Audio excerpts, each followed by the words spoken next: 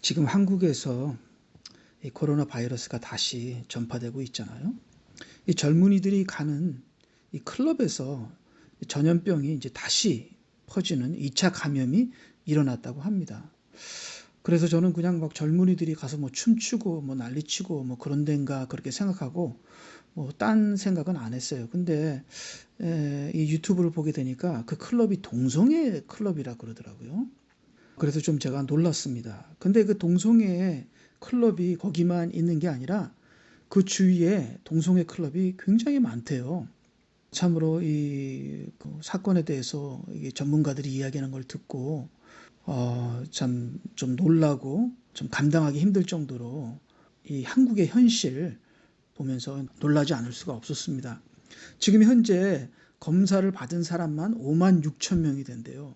그러니까 그게 이태원인가요? 그 둘레를 중심으로 그렇게 많은 동성애 이 클럽들이 있는데 지금 이 5만 6천 명이 되는 사람들이 한국 각지에서 그 클럽을 갔었고 또 그 클럽을 간 사람들이 뭐 고등학생, 대학생, 뭐 선생, 강사 각계 각층의 이 아마 이 남자들이겠죠? 이 남자들이 그곳에 가서 동성애 죄악을 저지른다는 것이 이제 밝혀지고 있는데요. 참 이것이 한국의 위기이고 기독교의 위기가 아닌가 그렇게 생각합니다. 근데 이제 문제는 정말 점점 이런 동성애가 늘어나고 또 젊은 아이들도 이 동성애를 통해서 돈도 벌고 그러한 참 무서운 일들이 일어나는 것을 봤을 때 참 이것이 한국의 위기다, 또 기독교의 위기다, 교회의 위기다 그렇게 생각합니다. 정말 우리가 잘 아는 그 총신 기독교 대학교, 한국의 가장 보수적이고 가장 큰 총신 기독교 대학교에도 동성애 클럽이 있다고 합니다. 자, 그래서요. 참으로 제가 이 의문이 되는 게 왜 사람들이 동성애자가 되느냐 하는 의문이 생기더라고요. 제가 알기로는 이 동성애는 본능이 아니에요. 인간의 본성이 아닙니다. 인간의 본성은 이 남녀가 사랑하는 것이고 이 같은 성이 사랑하는 것은 이것은 있을 수 없는 일인데 어떻게 이런 일이 일어나는가 하는 의문을 갖고 제가 이렇게 유튜브나 이렇게 기사들을 이렇게 쭉 보면서 공통점들이 있더라고요. 이 동성애자들이 하는 말은 이 동성애는 선천적이다. 타고 태어난다는 거죠. 동성애자들은 다 그렇게 얘기합니다. 그래서 자기들의 동성애를 정당화하고 우리가 선천적으로 이렇게 태어났으니까 동성애를 하고 싶어서 하는 게 아니라 이렇게 태어났으니까 어쩔 수 없다 하면서 정당화를 하더라고요. 자, 근데 이것은 과학적으로 틀렸다고 증명이 됐습니다. 지금 현재 맨 처음에는 이 동성애 과학자들이 동성애는 유전학적으로 동성애 DNA가 있다 이렇게 얘기를 했는데 그것이 다 거짓말이고 틀린 것으로 증명이 됐습니다. 동성애 지인도 없고 유전자도 없고 DNA도 없습니다. 동성애는 후천적이다. 태어나서 있게 되는 그러한 결과이다. 그렇게 얘기를 그것이 이제 증명이 됐죠. 그리고 이제 동성애를 반대하는 동성애가 나쁘다고 반대하는 사람들의 이런 기사나 유튜브를 보게 되면은 이 동성애가 사람들이 동성애자가 된 이유를 보통 이렇게 한 세 가지쯤으로 보는 것 같더라고요.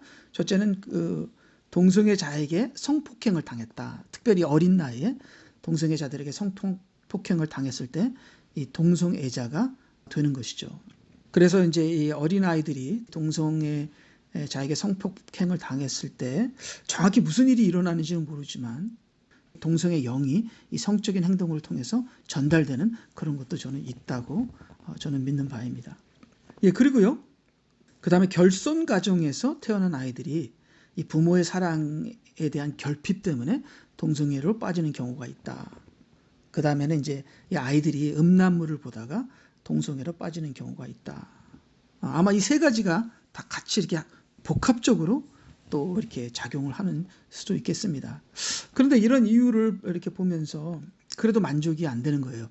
도대체 정확하게 이런 동성애가 되는 이유가 사람이 동성애자가 되는 이유가 무엇일까 하면서 자 그럼 성경은 무엇이라고 말씀하시나 하는 그런 생각에서 우리가 동성애에 대해서 이미 성경 구절을 다 읽었고 우리가 다 아는 바이지만 다시 한번 우리가 성경을 통해서 왜 동성애자가 되는가, 성경은 뭐라고 말씀하시는가, 왜 이렇게 사람이 이렇게 변할 수가 있는가, 도대체 동성애가 뭔데 사람의 본성이 바뀌는가, 도대체 무슨 연유로 이러한 회개망측한 일이 일어나는가 하는 것을 성경을 통해서 보기를 원합니다.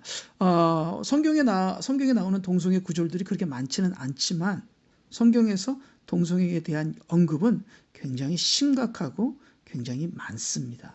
이 많다는 얘기는 구절들이 많다는 것보다 이 동성애의 현실이 성경에서는 아주 심각하게 나온다는 겁니다.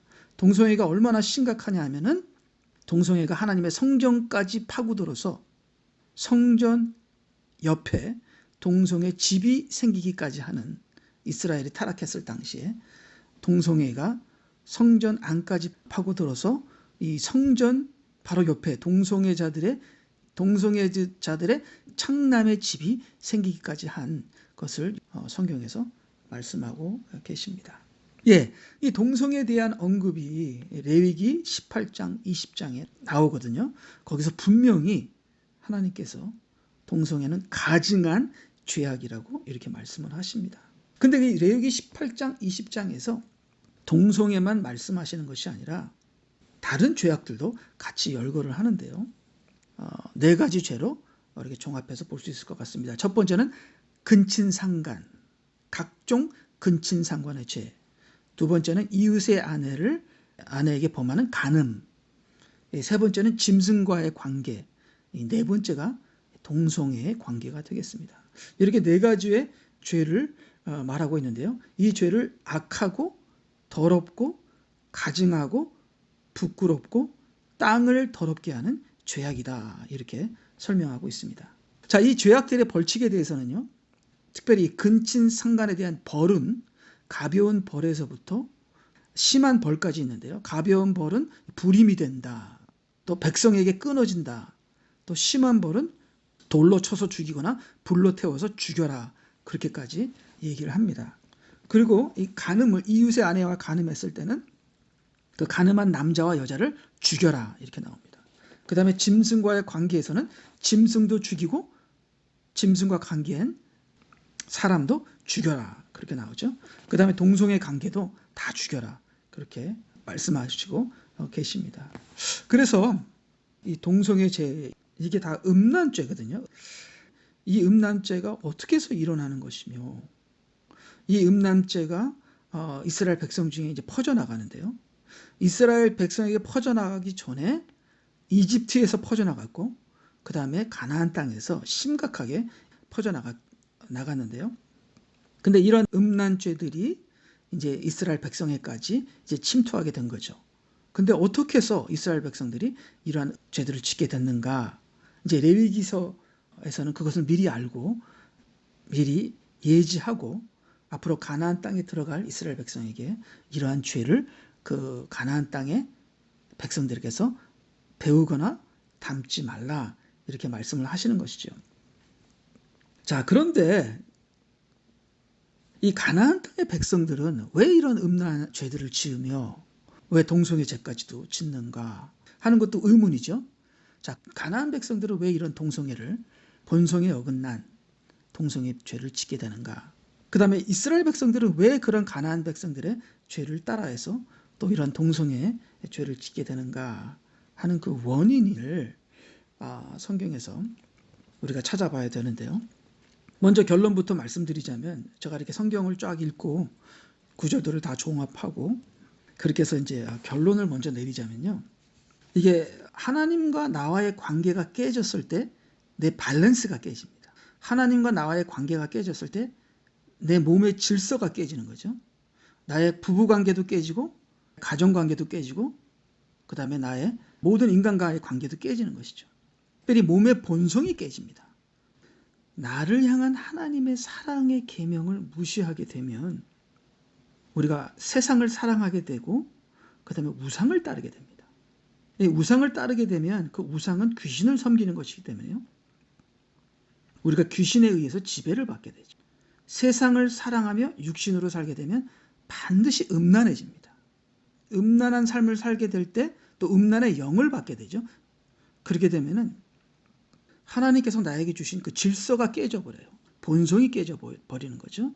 그러면 몸의 본성도 깨지고 생각의 본성도 깨지고, 그래서 우리가 하나님의 계명을 사랑하고 하나님을 우리가 누리고 인조이하고 주님과 함께 동거하면서 주님의 사랑으로 살아야 되는데, 우리가 우상을 숭배하게 되면, 즉 영적 질서가 깨지면은 우리의 모든 본성의 질서도 깨지게 되면서 우리가 음란으로 살게 되면서 몸의 본성이 깨지면서 이게 동성애까지 하게 되는, 근친상간, 짐승과의 관계, 이웃의 아내와 가는, 그 다음에는 동성애까지 하게 되는 이런 귀신의 역사가, 이게 타락의 역사죠. 음란의 역사죠. 죄악의 역사가 크리스천들에게서도, 가나안 땅에 있는 백성들에게서도, 그 다음에 그 가나안 땅에서 사는 하나님의 백성인 이스라엘 백성에게도 그런 일들이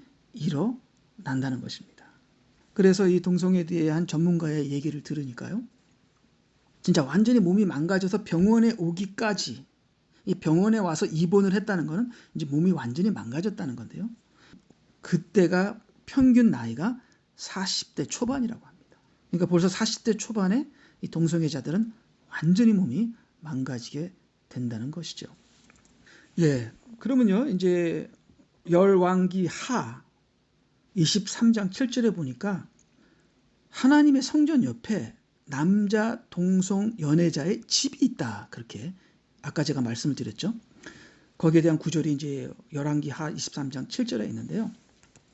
하나님의 성전 옆에 동성 연애자의 집이 있다는 거예요. 이 동성 연애자들은 이 창남을 말하는 거예요. 창남. 그러니까 이게 지금 기가 막힐 노릇이죠. 어떻게 하나님의 성전 옆에 이러한 집이 있느냐. 자, 이 당시가 어떤 때였냐면은 이 요시야 왕. 요시야 왕은 정말 하나님께서 기뻐하신 영적인 왕이죠. 이 요시야 왕 때에 이것을 헐어버렸는데요.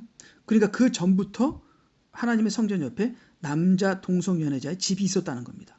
대대로. 근데 요시야 왕 때 이것을 다 헐어버렸는데요. 요시야가 6살 때 왕이 되죠. 그리고 18년 왕이 됐을 때에 하나님의 성전에서 율법책을 발견하게 됩니다. 자, 그러니까 요시야 왕이 24살 때죠. 율법책을 발견하게 됩니다. 그리고 이제 요시야 왕이 이 율법책을 이제 제사장이 낭독을 하고 이 요시야 왕이 율법책을 들을 때 참 요시야 왕이 그 말씀에 충격을 받고 깨닫고 회개하면서 옷을 찢습니다. 그러면서 그때부터 이 하나님의 성전에 있는 우상들을 청소하기 시작하는 것이죠. 그러면서 모든 백성으로 언약을 맺게 하죠. 하나님의 말씀대로, 이 언약의 책대로 우리가 따르자. 그래서 모든 백성들이 거기에 동의를 합니다. 자, 근데 제가 여기서 놀란 것은 이 왕이 된 지 18년 동안 거기에는 제사장들도 있었고 서기관들도 있었고 많은 종교인들이 있었지만 18년 동안 그 율법책을 발견하기 전까지는 정말 하나님의 성전 옆에 이 동성애자들의 창남의 집이 있었고 그 성전 안에는 온갖 우상들이 있었다는 겁니다. 이것이 이스라엘의 현실이었던 거죠. 영적인 현실이었던 거죠. 이게 기가 막힐 노릇인 것이죠. 그런데 다행히도 하나님의 율법의 책이 발견되고 그 율법의 책에서 하나님의 말씀이 선포되니까 그때 이게 왕부터 이게 깨달으면서 이게 뒤집어지기 시작한 것이죠. 참 지금 이 시대에 하나님의 교회, 한국 교회에 저는 많은 우상들이 있다고 생각합니다. 그리고 이 우상들 때문에 이 동성애가 점점 하나님의 교회에 가까이 들어오는 거죠. 아마 교회 안에도 신학생들 안에도 이 신학교, 이 총신대학교 안에도 이 동성애자들이 있잖아요. 이 동성애자들이 각 교회로 가서 집사가 되고 장로가 되고 목사가 될 것입니다. 어쩌면 교회 안에도 이 성직자들 안에도 이미 남자 동성 연애자의 집이 교회 안에 저는 있다고 생각을 합니다. 자, 그래서 여기 보니까 이 요시야가 이제 회개하고 왕하 23장 6절에 보니까 또 그가 주의 전으로부터 그 아세라를 예루살렘 밖에 키드론 시내로 가지고 나가 키드론 시내에서 불사르고 잘게 빻아 가루로 만들어 그 가루를 백성의 자녀들의 무덤들 위에 뿌렸더라. 7절 또 그가 주의 전 곁에 있던 남자 동성 연애자의 집을 헐었으니 그곳은 여인들이 아세라를 위하여 벽걸이 천을 짜는 곳이었더라. 자, 그러니까 이 동성 연애자의 집에서 또 여자들은 거기서 우상을 만드는, 이거 완전히 그냥 정말 이게 강아지 판이죠, 완전히. 그러한 현실이 이스라엘의 현실이었는데요. 저는 이것이 이 시대의 기독교의 현실이고, 이 동성애가 지금 한국에 얼마나 이 젊은이들에게 파고들었는가를 이번에 이게 밝혀지게 되는데요. 근데 이 한국 젊은이들 뿐만 아니라 하나님의 교회 안에도 깊이 들어왔을 것이다. 저는 그렇게 생각합니다. 그러면요, 그 당시 요시야 때는 하나님의 성전에 동성애자의 집이 있었잖아요. 자, 그럼 지금의 하나님의 성전은 뭡니까? 지금의 하나님의 성전. 지금의 하나님의 성전은 우리의 몸입니다. 우리의 몸. 자, 그 당시 하나님의 성전 옆에 동성애자의 집이 있었던 것처럼 지금 우리 많은 크리스천들의 몸 옆에 많은 음란과 동성애와 이런 근친상간의 죄악들이 배회하고 있다. 역사하고 있다. 자, 그러면은 왜 이러한 음란들이 하나님의 성전으로 가까이 들어온 것인가? 그것은 아까도 얘기했지만 그것은 우상 숭배입니다. 우상 숭배가 그러한 죄를 하나님의 백성에, 하나님의 교회에 들어오게 하는 것이죠. 우상 숭배로 말미암아 이런 음란의 영들이 역사하게 되는 것이죠. 그리고 또 한 가지 제가 말씀드리고 싶은 것은 아까 우리 레위기 18장 20장을 우리가 봤잖아요. 이제 거기 레위기 18장 22절 23절을 보게 되면은 이런 근친상간이 부끄러운 연합이라 그렇게 얘기합니다. 그래서 이 레위기 18장 22절부터 읽겠습니다. 너는 여자와 함께 하듯 남자와 동침하지 말라. 그것은 가증함이니라. 그 다음에 23절에 또한 너는 어떤 짐승과 교접함으로 내 자신을 더럽히지 말라. 또 어떤 여자도 짐승과 교접하려고 그 앞에 서지 말지니 그것은 부끄러운 결합이라. 이렇게 나옵니다. 그 다음에 레위기 20장을 가게 되면요. 20장 12절에 만일 어떤 남자가 자기 며느리와 동침하면 그는 그 둘을 반드시 죽일지니 그들은 부끄러운 짓을 행하였음이니라. 아까는 부끄러운 연합이라 지금은 부끄러운 짓이라. 그들의 피가 그들 위에 있으리라. 13절 어떤 남자가 여자와 동침하듯 남자와 동침하면 그들은 가증한 짓을 행한 것이니 그들을 반드시 죽일 것이며 그들의 피가 그들 위에 있으리라. 자, 그렇게 동성애에 대해서 얘기하면서 그 다음에 근친상간에 대해서 같이 얘기하면서 이 근친상간이나 동성애나 부끄러운 짓이다, 부끄러운 결합이다 이렇게 얘기합니다. 그래서 저는 한글과 영어를 이제 같이 읽는데 이제 이것을 또 영어로 읽으니까 이 부끄러운 결합이 embarrassing, shameful 그런 영어 단어가 아니라 confusion, 혼돈, 혼란이라는 단어더라고요. 그래서 왜 이렇게 부끄러움이라고 해석했지? 이건 잘못된 해석인데. 자, 이 혼돈, 혼란이라는 것은 질서가 깨졌다는 것이죠. 그러니까 이게 원래 우리의 본성은 근친상간이 아니고 원래 우리의 본성은 남녀관계의 사랑인데 이것이 우상숭배로 말미암아서 우리가 음란해지고 음란의 귀신의 영을 받고 이게 본성의 질서가 깨진 거죠. 영적인 질서가 깨진 것이죠. 그래서 우리의 삶이 혼돈과 혼란 속에서 있게 되는 것이죠. 그래서 이러한 근친상간이나 이런 동성애는 혼돈이요 혼란이다. 그래서 이 단어가 딱 2번 나오지만 이 단어가 쓰이게 된 기원의 그 단어를 살펴보게 되면은 하나님께서 바벨탑에서 언어를 혼돈시킬 때 그 단어에서 기원된 거예요. 그 다음에 이스라엘 백성들이 이방인들과 혼합했을 때, 섞였을 때 그 동사가 기원이 되는 것이죠. 그래서 원래는 언어가 하나 있는데 인간들이 바벨탑을 짓는 바람에 하나님께서 혼돈시킨 것처럼 이게 우리의 본성의 질서대로 살아야 되는데 우리의 몸도 우리의 혼도 우리의 삶이 근데 우리가 우상숭배를 함으로 말미암아 이 몸의 질서도 깨지고 모든 질서가 깨져서 혼돈이 와서 일어나는 현상이 이러한 근친상간이요 이러한 동성애가 된다. 그렇게 성경은 말씀을 하십니다. 예, 그래서요. 이제 레위기 18장을 계속 읽게 되면은 이렇게 혼돈의 삶, 본성이 깨진 삶, 음란의 삶 이런 삶을 살게 되면은 이게 어떤 세 가지 결과가 나오는데요. 그게 이제 레위기 18장에서 나오는데 그렇게 되면 첫 번째 나와 땅의 관계가 깨진다. 그래서 땅이 나를 토해내게 됩니다. 그 땅이 열매를 맺지 않으며 그 땅이 황폐하게 되고 나는 그 땅에서 쫓겨나게 되는 거죠. Exactly 이스라엘 백성에게 그런 일이 일어났습니다. 그 다음에 이러한 음란의 죄를 짓게 되면은 내가 하나님의 백성에서 끊어지게 됩니다. 그 하나님과 나의 관계가 끊어지게 돼요. 그 다음에 세 번째로는 나와 몸의 관계, 나와 생명의 관계가 끊어지게 됩니다. 나의 몸이 끊어지게 돼요. 나의 생명이 끊어지게 돼요. 왜요? 내가 죽게 됩니다. 그리고 가나안 땅의 백성들도 다 죽이라고 하셨습니다. 왜요? 거기에는 근친상간이 있기 때문에. 그리고 근친상간을 통해서 많은 성병과 그 당시에는 뭐 에이즈병이 있었는지 모르지만 많은 성병들이 있었죠.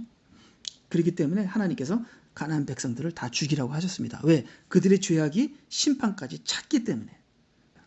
그리고 지금도 우리가 많은 동성애자들이 비참한 최후를 맞게 되고 에이즈로 죽게 되는 이러한 죽음을 갖게 되는 것이죠. 그래서 땅이 나를 토해내고 내가 하나님의 백성에서 끊어지게 되고 내 몸이 죽임을 당하게 되는 그러한 결과가 이 음란의 죄다. 그리고 그 음란의 죄 중에서도 동성애 죄다 하는 것을 보겠는데요. 이런 동성애 죄가 퍼지게 될 때 그때 하나님의 심판이 문 앞에 와 있다는 것을 성경에서 말씀하고 계신 것이죠. 그래서 이 로마서를 보게 되면은 이 로마서에 보게 되면 왜 동성애 죄가 생겼는지 여기 말씀하고 계시는데요. 자, 그러면 여기 보니까 로마서 1장 23절 썩지 아니하는 하나님의 영광을 썩어질 사람의 형상과 새들과 네 발 달린 짐승들과 기어다니는 것들의 형상으로 바꾸었도다. 이게 형상 숭배입니다. 이 형상 숭배를 하게 되면 어떤 일이 벌어지냐면 24절에 보니까 그러므로 하나님께서 그들을 자기들의 마음의 정욕에 따른 더러움에 내버려 두시고 이 마음이 더러워져요. 음란의 마음으로 바뀌게 되는 거죠. 그 다음에 그들의 몸을 서로 욕되게 하도록 하셨으니 이 마음이 음란해지면서 내 몸이 온갖 이런 근친상간이나 동성애 같은 음란 죄를 짓게 되면서 더럽혀지는 거죠. 그것을 하나님께서 그렇게 내버려 두신다. 몸을 욕되게 하도록 하셨으니 이렇게 되는 것입니다. 그래서 이런 동성애 죄는 형상을 사랑하고 형상을 따르게 되는 결과에서 나온다. 그러니까 과거에는 우상숭배였지만 지금은 형상숭배입니다. 자, 그럼 형상숭배가 무엇이냐?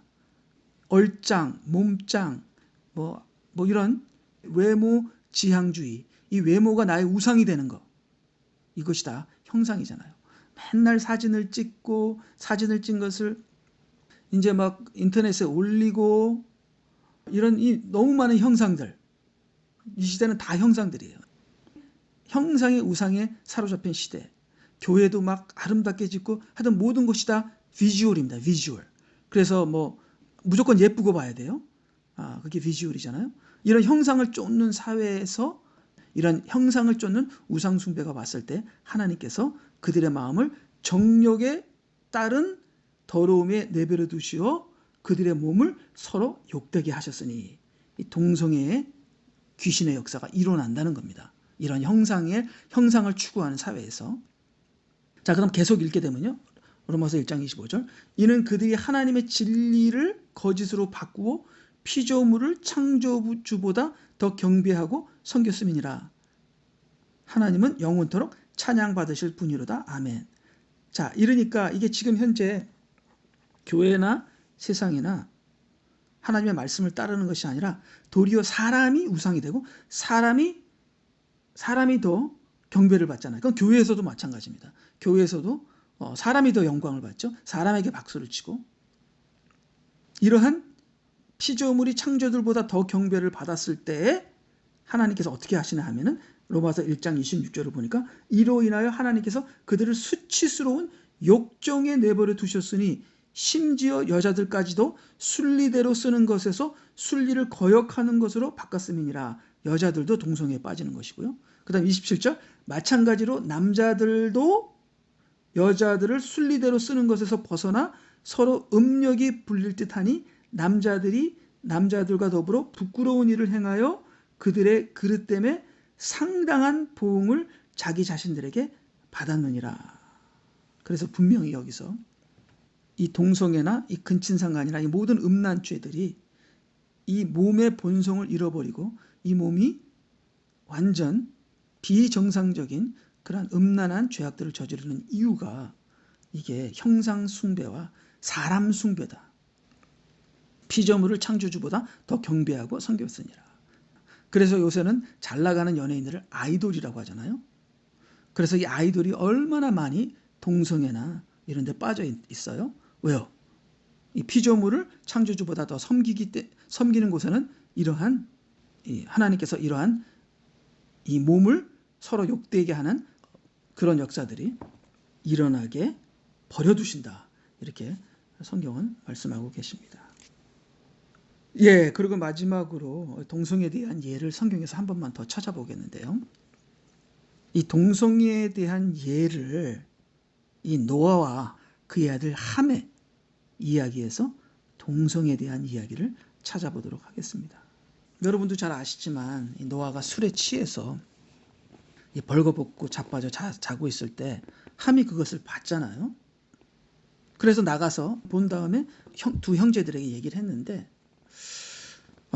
그것이 함에게는 큰 죄가 돼서 노아가 함을 저주를 하는데 함을 저주하는 것이 아니라 함의 아들 가나안을 저주합니다.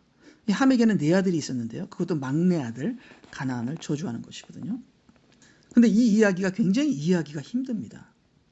그냥 우연히 그것도 자기 잘못이 아니라 아버지가 술 취해서 벌거벗었는데 그것을 우연히 봤는데 봤으니까 빨리 뛰어나가서 그걸 형제들에게 얘기해서 형제들이 가서 몸을 덮어줬는데 뭐 그러면 아주 잘된 건데 그것이 뭐가 큰 사건이기라 이렇게 성경에 기록이 되며 참으로 가나안이 저주를 받아서 그 가나안이 동성애로 넘쳐나게 되는 그러한 역사적인 사건과 나중에 이스라엘 백성들이 가나안 땅에 가서 가나안 땅을 전멸하게 하는 이런 어마어마한 역사적인 그런 모든 해프닝이 시작이 바로 여기서 노아가 가나안을 저주하는 데서 일어나는데요. 도대체 이 사건이 무엇이냐? 이 사건에서 도대체 무슨 일이 일어나는가 하는 것을 이 시간 보면서 여기서 동성애 사건이 일어난다 하는 것을 말씀드리고 싶은데요. 이것은 제가 그냥 생각을 한 것이 아니라 탈무드에서 그 아들 함이 아버지 노아에게 성적인 그러한 죄를 지은 것이 아니냐 하는 말을 탈무드에서 얘기를 하는데요. 자, 그러면 탈무드에서는 이렇게 잠깐 얘기를 하고요. 그러면 이제 성경적으로 도대체 무슨 일이 일어났는가 하는 것을 보기를 원하는데요. 이게 먼저 이제 우리 아까 봤던 레위기 18장을 보게 되면은 이 근친상간에 대해서 얘기할 때 18장 6절 너희 가운데 아무도 자기에게 가까운 친족에게 접근하여 그들의 벌거벗음을 드러내지 말라. 나는 주니라. 벌거벗음을 드러내지 말라 이렇게 얘기합니다. 친족에게 접근하여 벌거벗음을 드러내지 말라. 이 말이 근친상간을 하지 말라는 거예요. 계속 성경 말씀을 읽게 되면 너는 내 아비의 벌거벗음이나 내 어미의 벌거벗음을 드러내지 말라. 다시 한번 얘기하지만 이 벌거벗음을 드러내지 말라는 건 아버지와 어머니와 근친상간을 하지 말라는 거죠. 그리고 이제 18장과 레위기 18장과 20장에 보게 되면 뭐 이모와 뭐 누이와 그 당시는 어머니가 많았기 때문에 배다른 그 형제들이 많았잖아요. 그런 배다른 형제들과 근친상간을 하지 말라. 그것을 벌거벗음을 드러내지 말라. 그렇게 얘기합니다. 그리고 레위기 20장에 가게 되면요. 이런 말을 합니다. 어떤 남자가 자기 누이, 즉 자기 아비의 딸이나 자기 어미의 딸을 취하여 그녀의 벌거벗음을 보고 그녀가 그의 벌거벗음을 보면 벌거벗음을 보면 자 그러면 이 벌거벗음을 보면 하는 것이 벌거벗음을 그냥 보는 거잖아요. 그렇죠? 이스라엘 그 단어에서 본다는 말이 물론 본다는 말도 있지만 또 다른 깊은 의미도 들어 있습니다. 우리 한국말도 그렇죠. 본다는 말이 깊은 의미가 있어요. 예를 들어서 내가 시장을 본다 하는 거는 이 행동까지도 이 본다는 말의 행동까지도 들어 있잖아요. 자, 그러면 여기 뭐 그대로 성경 말씀에서 얘기하는 걸 봤을 때 이게 그녀가 그 남자의 형제죠. 배다른 형제일 거예요, 아마. 그녀가 자기 그 오라비의 벌거벗음을 보고 그 오라비가 그녀의 벌거벗음을 보는 것은 사악한 일이라. 사악한 일이라. 즉 근친상간이라 이거예요. 그러니까 보는 것이 그 벌거벗음을 보는 것이 근친상간이라 이렇게 얘기하고 있어요. 그들은 그들 백성의 목전에서 끊어지리라. 그가 자기의 누이의 벌거벗음을 드러냈으니 그는 자기 죄악을 담당하리라. 즉 벌거벗음을 보는 거나 벌거벗음을 드러내는 거나 근친상간이랑 같다는 것을 얘기합니다. 자, 그러면은 우리가 다시 이제 그 노아의 아들 함의 이야기를 다시 돌아가서요. 그 노아의 아들 함이 노아의 벌거벗음을 보았던 거에 대해서 나중에 함이 술에서 깨난 다음에 이렇게 얘기합니다. 노아가 이렇게 얘기하죠. 노아가 우리 창세기 9장 24절에 보니까 노아가 포도주에서 깨어나서 그의 작은 아들이 자기에게 행한 일을 알고서 행한 일이라고 합니다. 자기에게 행한 일. 아니 그냥 우연히 실수로 보게 된 것을 어떻게 자기에게 행한 일이라 그렇게 얘기하죠. 그래서 탈무드에서는 이렇게 얘기를 한다 그래요. 함이 술 취한 아비에게 성적인 행동일 것을 한 것 같다 이렇게 얘기를 한다고 그래요. 그래서 저는 여기서 함이 노아의 벌거벗고 술 취한 노아에게 동성애의 그런 행동을 하지 않았나 그렇게 생각을 해봅니다. 자, 근데요, 잘못은 노아가 시작을 했습니다. 잘못은 노아가 시작했는데요. 자, 여기 보니까 노아가 농부가 되어 포도원을 가꾸었더니 그가 포도주를 마시고 취하여 그의 장막 안에서 벌거벗은지라. 자, 그러면 저는 이렇게 생각합니다.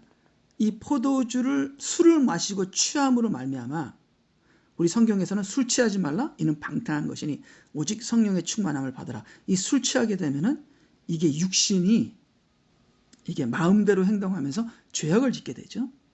자, 이 롯이 술 취하고 근친상간을 합니다. 롯이 술 취한 다음에 음란한 행동을 하게 되죠. 그래서 근친상간을 해서 이 죄악의 자녀들을 낳게 되죠. 자, 이 마찬가지로 제 생각에는 이 노아가 이 포도원에서 포도주를 마시고 술을 취하는 바람에 자기 자신을 벌거벗게 드러나게 합니다. 자, 이 벌거벗게 드러나게 하는 건 음란 행위인데요. 그래서 저는 이렇게 생각해 봤습니다. 이 노아가 술에 취해서 자기 자신에게 음란한 죄를 짓게 되는 겁니다. 자, 자기 자신을 벌거벗게 드러내니까요. 자, 남을 벌거벗게 드러내는 것은 남에게 음란한 행위를 하는 것이고요. 남의 벌거벗은 것을 보게 되는 것은 남에게 음란한 행위를 하는 거라고 레위기서에 나오잖아요. 근데 노아는 자기에게 술에 취해서 벌거벗었다는 건 자기의 벌거벗음을 자기가 드러냈다는 건 자기가 자기에게 음란한 행위를 한 것으로도 볼 수 있습니다.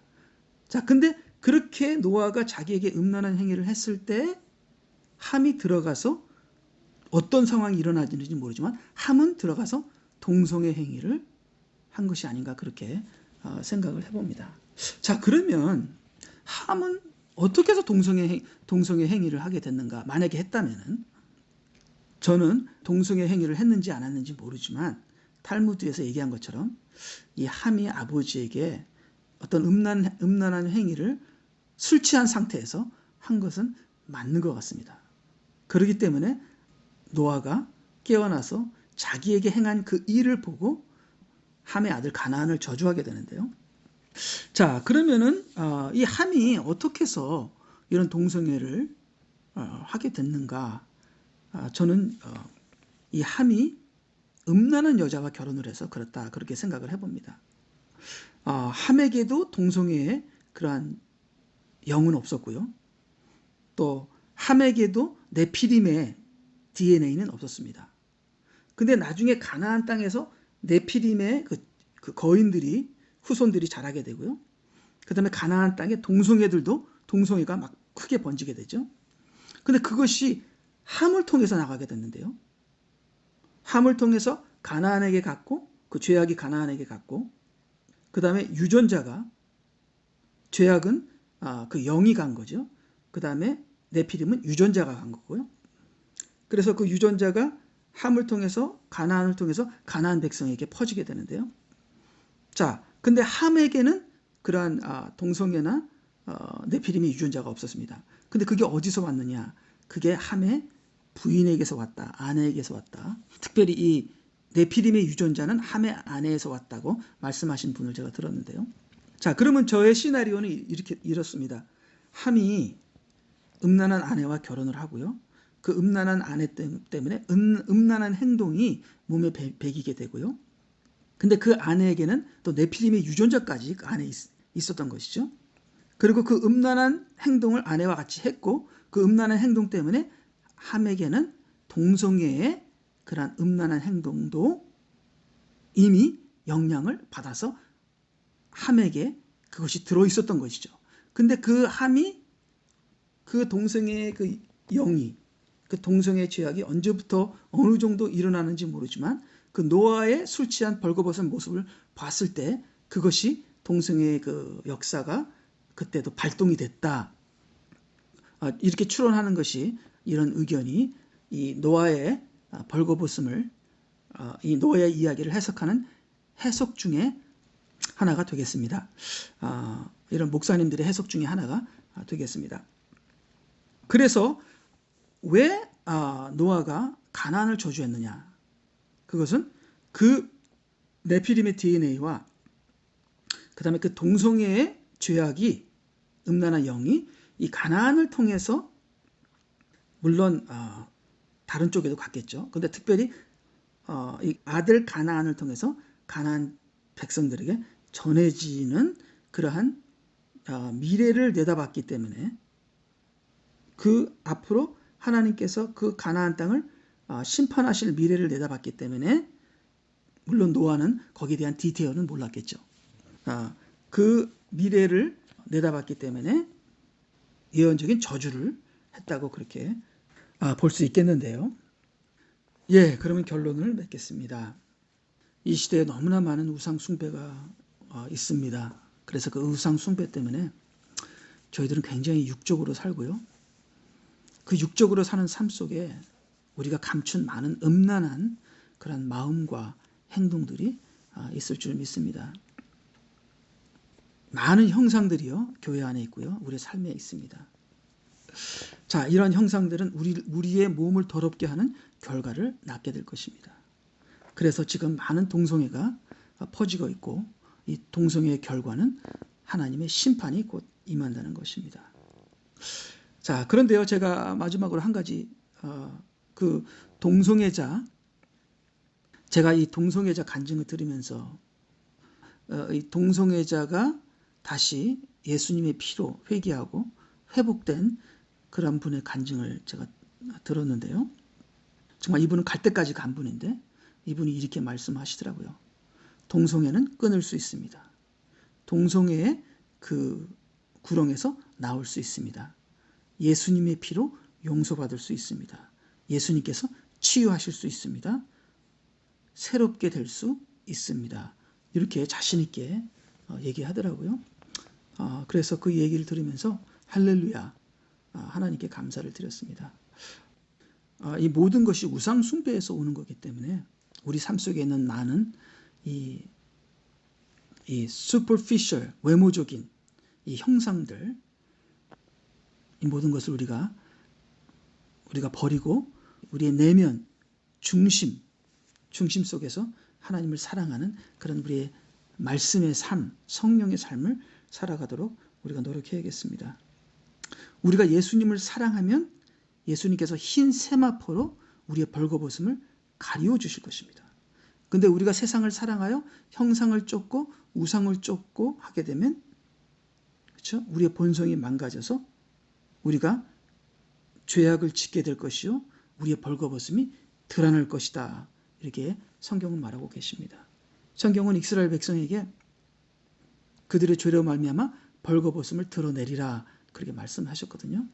그래서 우리의 벌거벗음이 드러나서 우리의 수치가 드러나고 우리의 죄악이 드러나고 그러한 멸망으로 우리가 가는 것이 아니라 우리가 예수 그리스도를 사랑하여 그분의 사랑과 그분의 은혜로 우리의 모든 죄악들과 허물들이 덮어져서 영적으로 강건하여져서 참으로 이 동성애가 정말 넘치는 이 마지막 때의 타락한 시대에 빛과 소금이 되어 나 자신을 구원할 뿐만 아니라 참으로 힘든 영혼들에게, 어려운 영혼들에게, 또 죄악으로 방황하며 육신이 망가진 불쌍한 영혼들에게 그리스도의 사랑을 전파하고 예수 그리스도의 피를 전파해서 그들도 그들의 모든 죄악을 깨끗이 씻고 용서받고 그 다음에 흰 세마포로 그들의 모든 수치들이 가리워져서 구원받는, 그들을, 그 영혼들을 구원시키는 하나님의 도구가 되는 저와 여러분이 되기를 주님의 이름으로 축복합니다. 아멘.